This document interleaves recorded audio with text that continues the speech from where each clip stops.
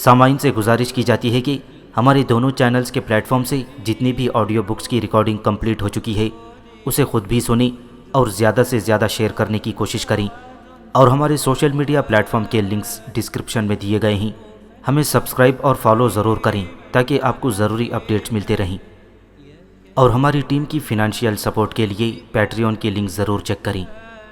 جزاک اللہ۔ بسم اللہ الرحمن الرحیم۔ صدیوں کا مسافر، وقت کی کہانی، صدیوں کے مسافر کی زبانی، ازل سے ابد تک زندہ رہنے والے ایک انوکھے دیداور کی داستان۔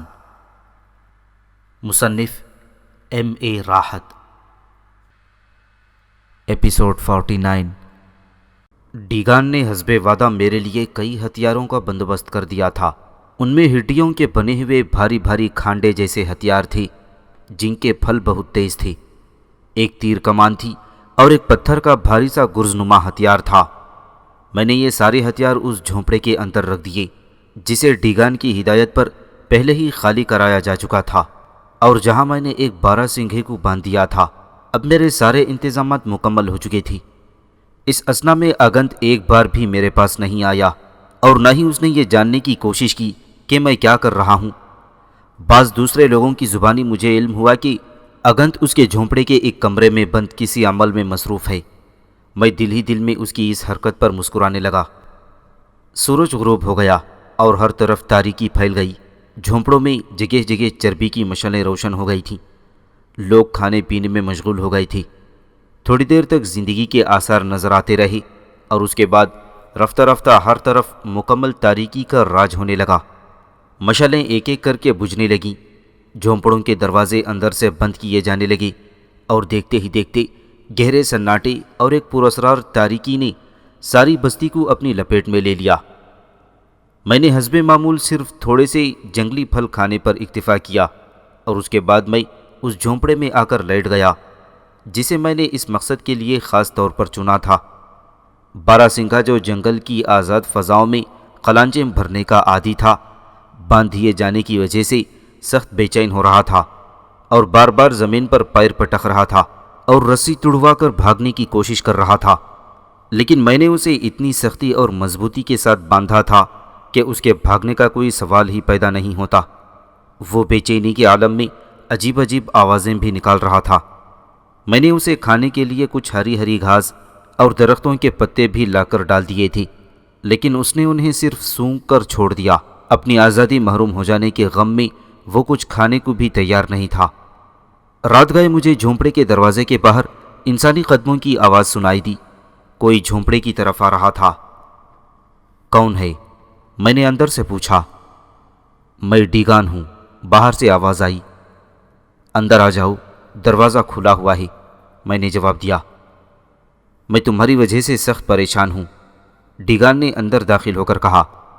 میرا دل اگنت کی اس بات کو ماننے کے لیے تیار نہیں ہے کہ تم کوئی غیر انسانی چیز ہو۔ میں نے سوچا کہ چل کر دیکھوں کہ تم تنہا اس جھونپڑے میں کیا کر رہے ہو۔ تمہیں میرا آنا ناگوار تو نہیں گزرا؟ ہرگز نہیں، میں نے جواب دیا، بلکہ تمہارے آنے سے مجھے خوشی ہوئی ہے۔ تم چاہو تو تھوڑی دیر تک یہاں رکنے کے بعد واپس جا سکتے ہو۔ مجھے تو آج ساری رات جا کر اس درندے کا انتظار کرنا ہے، اور اگر آج اس نے اس جھونپڑے میں قدم رکھا تو یہ اس کی زندگی کی آخری رات ہوگی۔ میں نیک روحوں سے تمہاری کامیابی کی دعا کروں گا، ڈیگان نے جواب دیا۔ مجھے امید ہے کہ تم اگنت پر اپنی بے گناہی ثابت کرنے میں کامیاب ہو جاؤ گی۔ معزز اگنت ڈیچالا قبیلے کا دوست اور ہمدرد ہے۔ وہ ہم میں سے ایک ہے، لیکن اس کی روحانی قوتیں بہت بلند ہیں، اس لیے وہ ہم سب لوگوں میں سب سے زیادہ اعلیٰ حیثیت کا مالک ہے۔ وہ جو کچھ کرتا ہے ہماری بھلائی کے لیے ہی کرتا ہے اور ہمیں ہر قسم کے شر سے محفوظ رکھنے کی کوشش کرتا ہے، لیکن پھر بھی وہ ایک انسان ہے اور اسے سمجھنے میں کوئی کوتاہی بھی ہو سکتی ہے۔ میں ڈیگان کے دلی جذبات کو اچھی طرح سمجھ رہا تھا پروفیسر۔ وہ اگرچہ اگنت کی رائے سے اختلاف رکھتا تھا، لیکن اس کے ساتھ ہی وہ اگنت کا دفاع کرنا بھی ضروری سمجھتا تھا تاکہ میرے دل میں اگنت کے خلاف کوئی اناج سر نہ اٹھانے پائیں۔ لیکن ظاہر ہے کہ میں ان تمام چیزوں سے بلند تھا۔ مجھے بھلا اگنت یا اس جیسے کسی دوسرے شخص کی رائے کی کیا پرواہ ہو سکتی تھی۔ ڈیگان تھوڑی دیر تک میرے پاس بیٹھا رہا اور اس کے بعد وہ رخصت ہو گیا۔ میں بھی آرام سے گھاس پھوس کے بنے ہوئے بستر پر لیٹ گیا۔ ظاہر ہے کہ میں سونے کے لیے نہیں لیٹا تھا، نیند میری آنکھوں سے کوسوں دور تھی۔ وقت بہت آہستہ آہستہ گزر رہا تھا۔ مجھے زندگی کے بہت کم مواقع پر انتظار کے ایسے کرب کا سامنا کرنا پڑا تھا جیسا اس دن کرنا پڑا۔ چاروں طرف گہری تاریکی اور گہرا سناٹا پھیلا ہوا تھا۔ جھونپڑے کے اندر تاریکی کا یہ عالم تھا کہ ہاتھ کو ہاتھ سجھائی نہیں دیتا تھا۔ صرف بارہ سینگھے کی اضطراری حرکتیں ہی جھونپڑے میں زندگی کا احساس دلا رہی تھیں۔ دور جنگل کی طرف سے وحشی جانوروں کے بولنے کی آوازیں آنی شروع ہو گئیں۔ یہ فطرت کا عجیب نظام ہے پروفیسر کہ دن میں انسان جاگتے ہیں اور جنگل سوتے ہیں، اور رات کو جنگل جاگتے ہیں اور انسان سوتے ہیں۔ سوائے پرندوں کے جنگل کی ساری مخلوق رات کو بیدار اور مصروف عمل ہوتی ہے۔ وحشی درندے رات کو ہی اپنے شکار کی تلاش میں نکلتے ہیں۔ چھوٹے موٹے جانور بھی رات کو ہی خوراک کی تلاش میں اپنی جد و جہد کا آغاز کرتے ہیں۔ تالاب یا ندی کے کنارے پانی پینے کے لیے بھی رات ہی کو جانوروں کی ٹولیاں آتی ہیں اور باری باری اپنی پیاس بجھا کر وہاں سے رخصت ہو جاتی ہے۔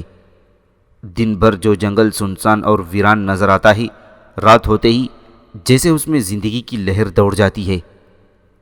کونوں، کھدروں، بلوں، بھٹوں اور درختوں کے جھنڈوں میں چھپے ہوئے سارے جانور باہر نکل آتے ہیں اور خوراک کی تلاش میں اپنی تگودو شروع کر دیتے ہیں۔ اس وقت بھی جنگل میں وحشی زندگی اپنے عروج پر تھی۔ میں جنگل کی طرف سے آنے والی آوازوں پر مسلسل کان لگائے ہوئے تھا، لیکن مجھے اب تک کوئی آواز بستی کے قریب نہیں سنائی دی۔ ساری آوازیں دور بستی سے کافی فاصلے پر سے آ رہی تھیں، تاہم میں ہمتن گوش لیٹا ہوا تھا۔ رات کافی گزر گئی، میں لیٹے لیٹے تھک گیا۔ دور سے گیدڑوں کے چیخنے کی آوازیں سنائی دیں اور پھر کسی جنگلی سور کے خو خو کی آواز سنائی دی۔ اس کے بعد تھوڑی دیر کے لیے سناٹا چھا گیا۔ میں تنگ آ کر اٹھ بیٹھا۔ بارہ سنگھے نے اب آوازیں نکالنا اور پیر پٹکنا چھوڑ دیا تھا۔ غالباً وہ کافی تھک چکا تھا، لیکن میرے اٹھ کر بیٹھنے کے ساتھ ہی اس کے جسم میں بھی ایک بار پھر جنبش آ گئی اور اس نے اچھل کود شروع کر دی۔ میں جھونپڑے کے دروازے کے باہر نکل آیا اور ادھر ادھر دیکھنے لگا۔ میری آنکھوں کے سامنے عجیب و غریب منظر تھا۔ سامنے حد نظر تک تاریکی کی ایک سیاہ چادر پھیلی ہوئی تھی۔ تاریکی اتنی شدید تھی کہ وحشیوں کے جھونپڑوں کے ہیولے بھی نظر نہیں آتے تھے۔ غالباً یہ قمری مہینے کی آخری تاریخیں تھیں۔ دور آسمان پر ستارے جگمگا رہے تھے۔ نیچے گہری تاریکی کی وجہ سے ان کی چمک کچھ اور ہی زیادہ لگ رہی تھی۔ میں دیر تک تاروں کو دیکھتا رہا اور ان کے ساتھ اشاروں کی زبان میں گفتگو کرتا رہا۔ وہ میرے پرانے رفیق اور دوست جو تھے۔ میں جھونپڑے کے دروازے پر ہی بیٹھ گیا اور اپنے موجودہ حالات پر غور کرنے لگا۔ مجھے ٹیچالا قبیلے میں 3 ماہ سے چند دن کی کم مدت گزارنی تھی۔ میں یہاں کے لوگوں کے سامنے نہ تو اپنی غیر معمولی صلاحیتوں کا مظاہرہ کرنا چاہتا تھا اور نہ ہی ان کے ساتھ کوئی تنازع کھڑا کرنا چاہتا تھا۔ چنانچہ میں نے فیصلہ کر لیا تھا کہ اگر میں 2 راتوں کے دوران درندے کو ہلاک کر دوں جو بستی کے لوگوں کو کھا رہا تھا، تو خود کو خاموشی کے ساتھ اگنت کے حوالے کر دوں گا تاکہ لاکم کی جان بچ جائے اور اسے رہائی مل سکے۔ اس کے بعد میں بغیر کسی مزاحمت کے اگنت کو اس بات کا موقع فراہم کروں گا کہ وہ مجھے جلتے ہوئے الاؤں میں جھونک دے، اور پھر لوگوں کی نظروں میں آئے بغیر ہی میں یہاں سے چلا جاؤں گا۔ باقی دن جنگل کے کسی اور گوشے میں گزار لوں گا، اور جب شنتالو قبیلے میں 2 مردوں کی قربانی دینے کا وقت قریب آئی تو اس سے چند روز پہلے ہی میں اس قبیلے میں پہنچ جاؤں گا اور اپنے پہلے سے طے شدہ منصوبے کے مطابق یہ قربانی رکوا دوں گا اور اس سلسلے کو ہمیشہ کے لیے ختم کروا دوں گا۔ اس کے بعد میں کسی اور طرف نکل جاؤں گا، وسیع براعظم افریقہ کے کسی اور گھنے اور تاریک جنگل میں، کسی اور حیرت ناک اور اندیکھی دنیا میں جہاں نئے واقعات و حالات میرے منتظر ہوں گے۔ اب آہستہ آہستہ رات ڈھلنا شروع ہو گئی تھی اور صبح دور نہیں تھی۔ ستارے ٹمٹمانے لگے تھے اور آہستہ آہستہ آنکھوں سے اوجھل ہونا شروع ہو گئے تھے۔ رات بے دم ہو رہی تھی، ہوا میں خنکی آ گئی تھی۔ صبح کاذب کا وقت قریب تھا۔ اچانک بارہ سنگھے نے آوازیں پیدا کرنی شروع کر دیں۔ اس نے کوئی خطرناک بو سونگھ لی تھی کیونکہ ہوا اس وقت شمال کی طرف سے چل رہی تھی۔ میں بلی کی طرح دبے پاؤں چلتا ہوا جھونپڑوں کے اندر داخل ہو گیا۔ جھونپڑے کی پچھلی دیوار کے پیچھے، جسے میں نے شام کو تھوڑا سا کھلا چھوڑ دیا تھا، مجھے ہلکی ہلکی آواز سنائی دی۔ ایسا معلوم ہو رہا تھا کہ گویا کوئی دیوار پر پنجے مار رہا ہے۔ میں دم ساتھے اپنی جگہ پر بیٹھ گیا۔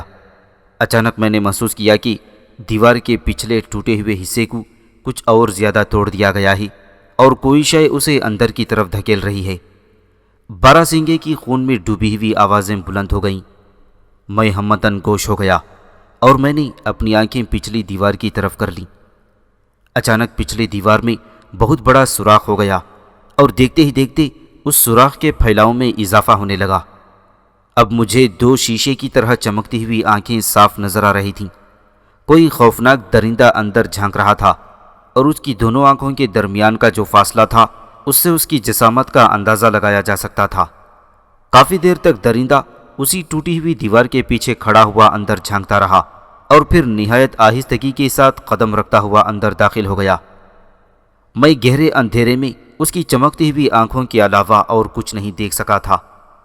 بارہ سنگھے کی چیخوں میں خوف اور دہشت کا اثر غالب تھا اور اس کا پورا جسم کانپ رہا تھا۔ بالآخر وہ درندہ ٹوٹی ہوئی دیوار کے راستے سے اندر داخل ہو گیا اور دیوار کے ساتھ ہی دبک کر بیٹھ گیا۔ میں نے اندازہ لگایا کہ اب کسی بھی لمحے وہ بارہ سنگھے پر چھلانگ لگانے والا ہے، اور میرا اندازہ غلط ثابت نہیں ہوا۔ درندہ شاید 1 یا 2 منٹ تک اسی حالت میں تاک لگائے ہوئے بیٹھا تھا۔ پھر اس نے اچھل کر بارہ سنگھے کو دبوچ لیا اور عین یہی وقت تھا کہ میں نے چھلانگ لگا کر درندے کی گردن میں دونوں ہاتھ ڈال دیے۔ درندہ بڑے زور سے دہاڑا۔ یہ ایک خوفناک شیر کی دہاڑ تھی اور وہ اس نئی افتاد کے لیے تیار نہیں تھا۔ اس نے بارہ سنگھے کو چھوڑ کر دونوں پنجے میرے جسم پر مارے، اور اگر کوئی اور میری جگہ ہوتا پروفیسر، تو اس کا سارا گوشت ادھڑ کر اس ظالم شیر کے پنجوں میں آ جاتا۔ لیکن ظاہر سی بات ہے کہ میرے جسم پر خراش تک نہیں آئی۔ میں نے شیر کی گردن کو دونوں ہاتھوں کے بیچ میں دبوچ لیا اور شیر میری گرفت پر بری طرح اچھلنے لگا۔ وہ 2-1 بار بڑی دہشتناک آواز میں دہاڑا تھا، لیکن جیسے جیسے میری گرفت اس کی گردن پر مضبوط ہوتی گئی، اس کی آواز کمزور پڑتی گئی۔ تاہم اس کا جسم بری طرح اچھل کود کر رہا تھا اور وہ اپنے چاروں پنجے بری طرح میرے جسم پر مار رہا تھا۔ شیر نے میری گرفت سے آزاد ہونے کی جتنی زیادہ جدوجہد کی، اس سے کہیں زیادہ وہ میری گرفت میں شدت کے ساتھ جکڑ گیا تھا۔ آخر اس نے پنجے مارنے کا سلسلہ ختم کر دیا اور بری طرح ہاتھ پیر پٹکنے لگا۔ میں نے اسے بارہ سنگھے کے اوپر سے ہٹا لیا تھا اور خوفزدہ بارہ سنگھا، جو شیر کی پہلی ہی جست میں کافی زخمی ہو چکا تھا، عجیب و غریب آوازیں نکال رہا تھا۔ اس نے اب اچھل کود کرنے اور رسی توڑانے کی کوششیں ختم کر دی تھیں۔ میں شیر کی گردن پر برابر دباؤ میں اضافہ کرتا گیا، یہاں تک کہ وہ بالکل بے جان ہو گیا۔ اس کا مردہ جسم میرے ہاتھوں میں لٹک گیا تھا۔ میں نے اسے زمین پر گرا دیا اور اچھی طرح سے اس امر کا یقین کر لیا کہ وہ اب مر چکا ہے۔ اس کے بعد میں سکون سے بستر پر لیٹ گیا۔ یہ صبح کاذب کا وقت تھا، اور یہی وہ وقت ہوتا ہے جب انسان سب سے زیادہ گہری نیند سوتا ہے۔ غالباً آدم خور درندے بھی انسان کی اس کیفیت سے واقف ہیں، اور اسی لیے وہ انسانوں کی بستیوں میں عام طور پر رات کے آخری پہر میں ہی حملہ آور ہوتے ہیں۔ اس خوفناک درندے کے آنے کا بھی یہی وقت تھا، اور اس سے پہلے اس نے جو 2 وارداتیں کی تھیں وہ بھی یقیناً رات کے سہ پہر گزرنے کے بعد کی ہوں گی۔ بہرحال میں نے شیر کو نیچے چھوڑا اور اپنی کامیابی پر دل ہی دل میں بہت خوش ہوا۔ مجھے دوسری رات کا انتظار نہیں کرنا پڑا۔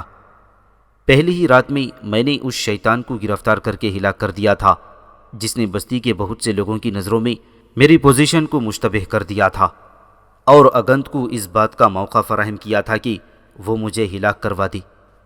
اب میں اطمینان سے اور اعتماد کے ساتھ اگنت کی آنکھوں میں آنکھیں ڈال کر بات کر سکتا تھا۔ میں تھوڑی دیر تک آرام کرتا رہا۔ اس اثنا میں صبح کاذب کے آثار نمودار ہو گئی، اور پھر تھوڑی دیر بعد دور افق پر سرخی پھیلنے لگی۔ ایک نیا دن طلوع ہو رہا تھا۔ دیکھتے ہی دیکھتے چڑیوں کی چہکار سے ساری بستی گونجنے لگی۔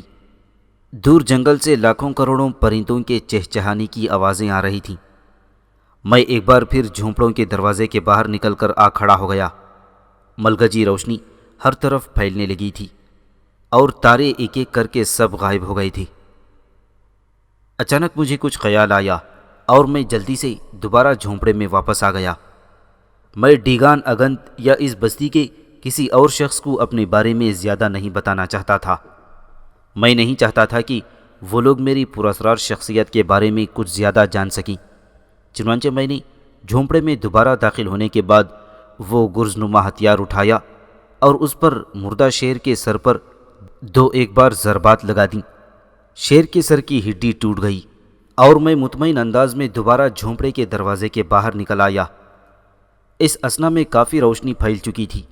میں نے دروازے ہی سے کھڑے کھڑے اندر کے منظر پر ایک نظر ڈالی۔ بارہ سنگھا کافی زخمی ہو گیا تھا اور وہ زمین پر بیٹھا ہوا تھا۔ اس کے جسم سے کئی جگہ سے خون رس رہا تھا۔ مردہ شیر بارہ سنگھے کے قریب ہی پڑا ہوا تھا۔ وہ دیکھنے میں ہی ایک ہیبت ناک اور تند خو شیر لگتا تھا۔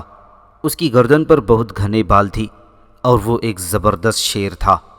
صبح کی ملگجی روشنی میں نے اسے غور سے دیکھا۔ اس کا قد کم از کم 7.5 فیٹ ہوگا۔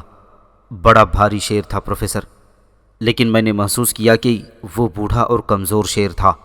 جن لوگوں کو جنگل کی زندگی سے واسطہ پڑتا رہتا ہے وہ اس بات سے بخوبی واقف ہوتے ہیں کہ شیر جب بوڑھا اور کمزور ہو جاتا ہے اور اس کے بدن میں اتنی مستعدی نہیں رہتی کہ وہ بھاگتے ہوئے جانوروں پر بجلی بن کر ٹوٹ پڑے اور ان کا شکار کر سکے، تو وہ دوسرے راستے اختیار کرتا ہے، اس لیے کہ اسے پیٹ تو بہرحال بھرنا ہی ہوتا ہے۔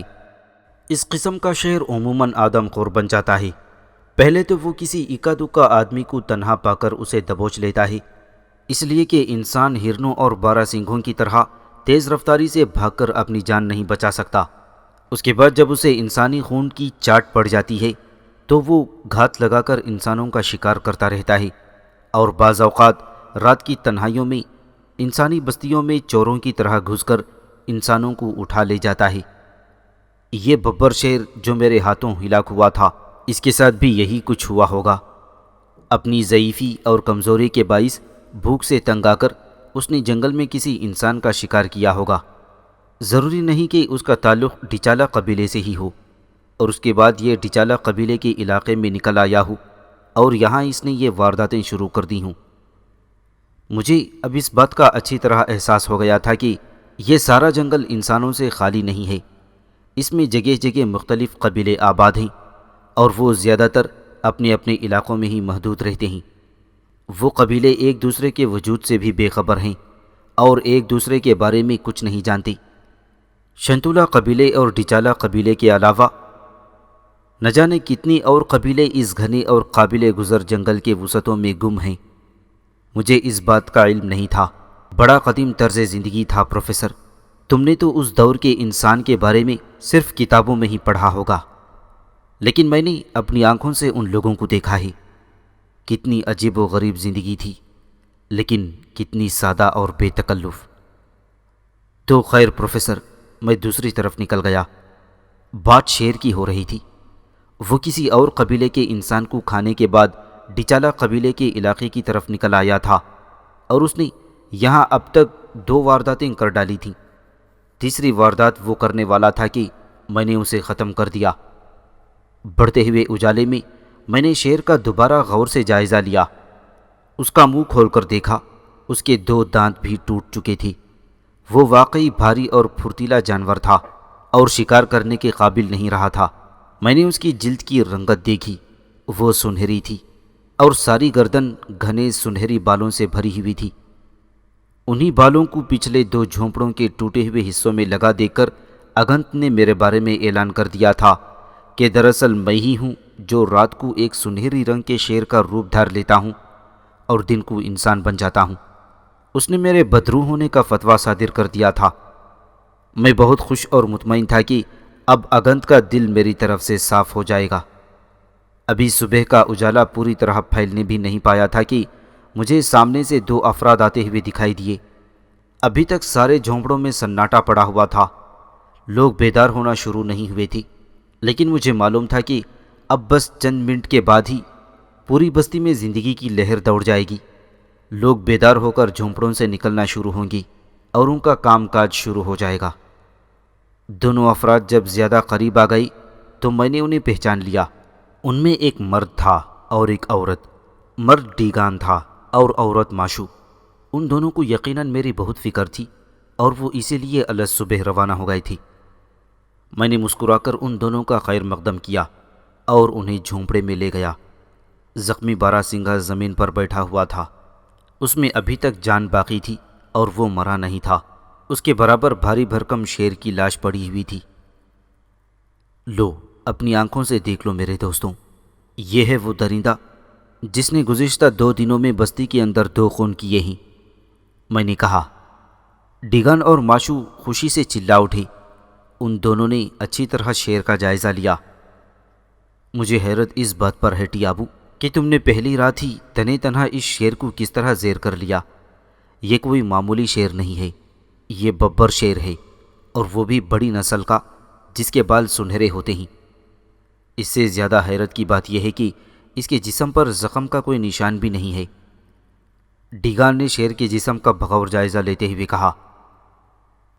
تم نے اسے ہلاک کس طرح کیا؟ تم اس کے سر پر ہاتھ پھیر کر دیکھو، میں نے مسکراتے ہوئے ڈیگان سے کہا. ڈیگان نے شیر کے سر پر ہاتھ پھیرا. اس کی کھوپڑی ٹوٹی ہوئی پائی. تم نے تو گویا اس کے سر پر پتھر والا ہتھیار مار کر ہلاک کیا ہے، ڈیگان نے پوچھا. لیکن سوال یہ ہے کہ اس نے تمہیں موقع کس طرح دے دیا کہ تم اس کے سر پر وار کر سکو؟ اس نے تمہیں زیر کیوں نہیں کیا؟ میں تو ساری رات اسی فکر میں بے چین تھا کہ اگر شیر آ گیا تو وہ تمہیں کافی نقصان بھی پہنچا سکتا ہے. تمہارے جسم پر تو شیر کے پنجے کی ایک بھی خراش نہیں ہے، ماشو نے غور سے میرے جسم کو دیکھتے ہوئے کہا. آج تک کوئی ایسا آدمی ہے جو آمنے سامنے شیر سے لڑا ہو اور اس کے جسم پر کوئی زخم تک نہ آئے؟ دراصل میں ان باتوں کا ماہر ہوں. میں نے انہیں سمجھانے کی کوشش کی. مجھے پہلے ہی اس بات کا یقین تھا کہ یہ میرا کچھ نہیں بگاڑ سکے گا. میں نے 12 سینگھے کا بندوبست اسی لیے کیا تھا کہ شیر کی ساری توجہ اس کی طرف لگی رہے اور میں اپنا کام کر سکوں. لیکن یہ کس طرح ممکن تھا کہ شیر نے صرف 12 سینگھے کو دیکھا اور تمہیں نہیں دیکھا؟ ماشو نے سوال کیا. اس کی آنکھوں سے زبردست حیرانی ٹپک رہی تھی. شیر اور تمام جانور انسان کی بو کو اچھی طرح پہچانتے ہیں. اسے اس جھونپڑے میں داخل ہونے کے بعد ہی یہاں کسی انسان کا احساس ہو جانا چاہیے تھا. اب اس بارے میں کیا کہہ سکتا ہوں؟ میں نے ماشو سے اکتا کر کہا. میں تو اتنا جانتا ہوں کہ مجھے اندھیرے میں شیر کی چمکتی ہوئی آنکھیں نظر آئیں. میں گو اس ڈھیر کے پیچھے چھپا ہوا تھا. پتھروں والا ہتھیار میرے ہاتھ میں تھا اور جیسے ہی شیر نے 12 سینگھے کو دبوچا ویسے ہی میں نے وہ ہتھیار پوری قوت کے ساتھ اس کے سر پر مار دیا. اس کے سر کی ہڈی ٹوٹ گئی اور وہ فوراً بے دم ہو کر زمین پر لیٹ گیا اور 12 سنگھا ابھی تک زخمی حالت میں پڑا ہوا ہے.